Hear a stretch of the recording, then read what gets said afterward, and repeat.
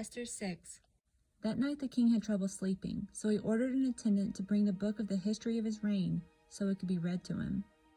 In those records he discovered an account of how Mordecai had exposed the plot of Bigthana and Teresh, two of the eunuchs who guarded the door to the king's private quarters. They had plotted to assassinate King Xerxes. "What reward or recognition did we ever give Mordecai for this?" the king asked. His attendants replied, "Nothing has been done for him."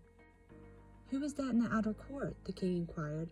As it happened, Haman had just arrived in the outer court of the palace to ask the king to impale Mordecai on the pole he had prepared. So the attendants replied to the king, "Haman is out in the court." "Bring him in," the king ordered. So Haman came in, and the king said, "What should I do to honor a man who truly pleases me?" Haman thought to himself, "Whom would the king wish to honor more than me?"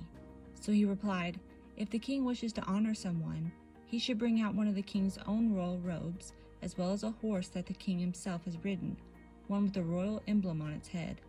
Let the robes and the horse be handed over to one of the king's most noble officials, and let him see that the man whom the king wishes to honor is dressed in the king's robes, and led through the city square on the king's horse.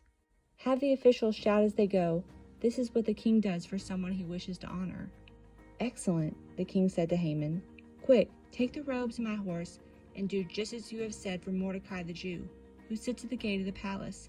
Leave out nothing you have suggested." So Haman took the robes and put them on Mordecai, placed him on the king's own horse, and led him through the city square, shouting, "This is what the king does for someone he wishes to honor."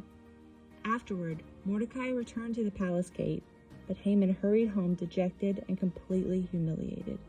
When Haman told his wife Zeresh and all his friends what had happened, his wise advisors and his wife said, "Since Mordecai, this man who has humiliated you, is of Jewish birth, you would never succeed in your plans against him.